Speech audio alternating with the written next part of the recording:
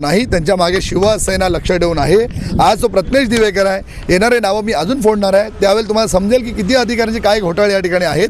आणि त्यावेळेला लवकर जर या भाजपचे आमदार असतील आणि आमचे इथला तर जे कोण इथले आहेत पालकमंत्री आहेत यांनी जर यांच्यावरती कारवाई केली नाही, आणि हे नुसतं पत्र मी यांना दिलेलं नाही आहे, यांचा पालकमंत्र्यांना पत्र देतोय मध्ये गंभीर आहे। मग असं काय करण्यासाठी बांधकाम विभागामध्ये या अभियंत्याला पाठवलं आणि परत त्यांना पाणी पुरवठा विभागामध्ये आणलं, याचं उत्तर आज जाणून घेण्यासाठी शिवसेनेचे पदाधिकारी या ठिकाणी आले।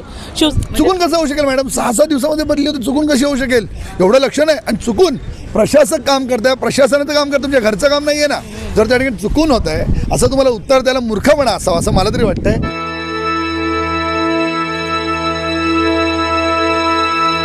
नमस्कार, आज आपण वसई विरार महानगरपालिका मुख्यालयाबाहेर उभे आहोत। अनेक विषय आहेत महानगरपालिकेचे, पण तुम्हाला माहीत असेल काही दिवसांपूर्वी मनसेने एक आंदोलन केलं होतं आणि हा विषय खूप आकर्षक होता। हा विषय असा होता की जे ठेका कर्मचारी आहेत, जे पदाधिकारी आहेत, अधिकारी आहेत, काही अभियंता आहेत, यांचे दुबईचे ट्रिप्स दाखवले होते। म्हणजे कशा प्रकारे जनतेचा पैसा हा कुठे वापरला जातोय, पैसा कुठे वापरला जातोय हा मोठा प्रश्न नाही आहे, पण जर तुम्ही पैसा भरताय तर त्या ठिकाणी कामं करून द्या, ही जनतेची मागणी नेहमीच राहिलेली आहे। परंतु का हे अभियंता कामं करू शकत नाही याचं उत्तर आज आम्ही तुम्हाला देऊ इच्छितो।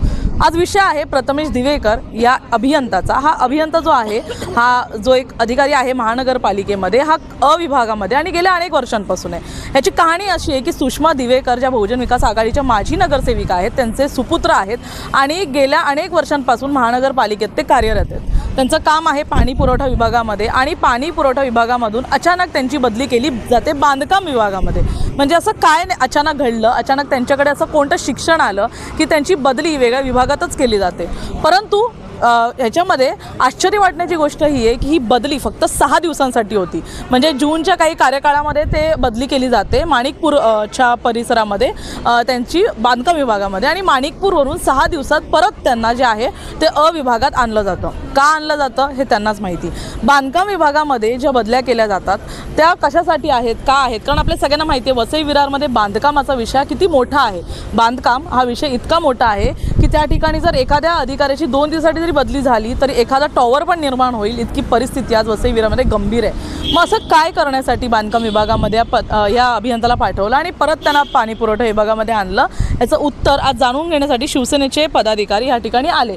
शिवसेनेचे पदाधिकारी जेव्हा इथे आले ते संजय हेरवाडे यांना भेटले, परंतु आम्ही देखील त्यांच्यासोबत गेलो होतो, परंतु संजय हेरवाडे यांच्याकडे कोणतं उत्तर नाही आहे। ते म्हणाले की मी ठाकरेंशी बोलतो आणि सांगतो की का त्याला इकडून हलवण्यात आलं होतं 6 दिवसांसाठी। खरं तर या संपूर्ण नोटीसवर जसं आम्ही व्हिडिओमध्ये तुम्हाला दाखवू इच्छितो, याच्यावर जी आहे ती सही आहे संजय हेरवाडेंची, म्हणून हे पदाधिकारी जे होते ते संजय हेरवाडेंकडे गेले। यांनी लिखितमध्ये देखील उत्तर मागितलं, परंतु उडवाउडवीची उत्तर अधिकाऱ्यांकडे नेहमीपासून तयार असतात, म्हणून कदाचित संजय हेरवाडे पुन्हा एकदा वसई विरार महानगरपालिकेच्या खुर्चीवर बसलेत ही उत्तरं देण्यासाठी। आणि जेव्हा त्यांनी उत्तर दिलं तेव्हा पदाधिकारी तिथून त्यांना कॉपरेट करून बाहेर आले आणि आता त्यांची मागणी की लिखित उत्तर मिळावं की का फक्त 6 दिवसांसाठीच का पाणी पुरवठा विभागाच्या एका अभियंताला बांधकाम विभागात टाकण्यात आलं असेल। तर आम्ही तुम्हाला विचारू इच्छितो काय नेमका मुद्दा आहे, काय सांगाल? नमस्कार, जय महाराष्ट्र। मी उदय अरुण जाधव, शिवसेना शहर विरार। आज आपल्याला माहिती असेल की वसई विरार शहर महानगरपालिकेच्या खात्यामध्ये काम करणारे दुबईला जातात, तिकडे धिंगाणा करतात, तो व्हिडिओ व्हायरल होतो।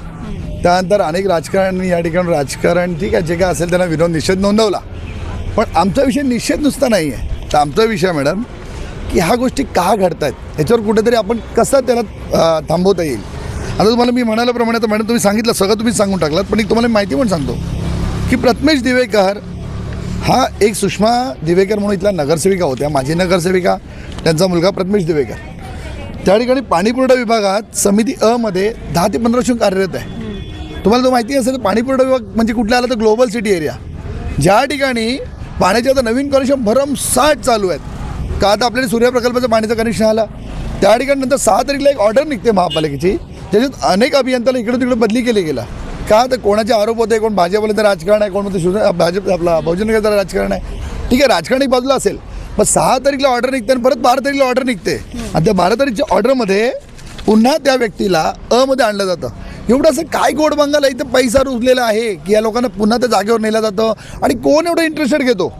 इथे भाजप घेते की बहुजन विकास आघाडी घेते की आणि कोण घेतं या लोकांना की यांना पुन्हा त्या जागेवर द्या आणि कशाला याची मलाही कोणाकडे जाते.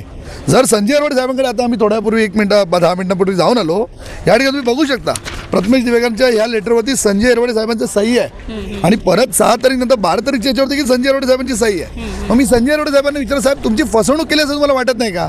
आणि या ठिकाणी त्यांच्या 15 वर्ष ड्युटी केली जाते. सुरेंद्र ठाकरे हे तिकडचे अधिकारी आहेत, 10 ते 15 वर्ष तेच त्या ठिकाणी सगळ्या अधिकाऱ्यांची नेमणुका करतायत. आज वसईविरार महानगर नवीन इमारत या ठिकाणी झालेली आहे, नवीन माणसं येत आहेत, नवीन अधिकारी येत आहेत, पण आयुक्त जेलमध्ये जातात, त्यांचे कर्मचारी जेलमध्ये जातात, कोण दुबईला मजा करतायत. हे कशामुळे होतं आहे? ह्याचं कारण आहे. झालं असेल तर चुकून कसं होऊ शकेल मॅडम? 6-7 दिवसामध्ये बदली होती, चुकून कशी होऊ शकेल? एवढं लक्ष नाही. आणि चुकून प्रशासक काम करताय, प्रशासनाचं काम करतं, तुमच्या घरचं काम नाही आहे ना. जर त्या ठिकाणी चुकून होत आहे असं तुम्हाला उत्तर द्यायला मूर्खपणा असावा असं मला तरी वाटतंय. आणि आता संजय अरवडे बोलले मी माहिती घेऊन सांगतो, मी त्यांना स्पष्ट भाषेत, साहेब तुमची सही आहे, हे तुमची फसवणूक नाही. सुरेंद्र नाही सर, बघा तुम्हाला लगेच समोर क्लिअर करायला लागून का, ते मोठे अधिकारी आहेत, त्यांना मला विचारावं लागतं. सुरेंद्र ठाकरे संजय अरवडेंपेक्षा मोठे कधी झाले मला काही कळत नाही. थोडीशी ड्युटी करत होते, मोठे आहेत, ते एकमेकांना वाचवतात. हे फक्त वाचवायचं काम चालू आहे. पण माझं एक नाही तर तुम्हाला माहिती म्हणून सांगतो, हा माझा पहिला विषय आहे. हा आज मी फक्त निदर्शन आणून दिलेलं आहे.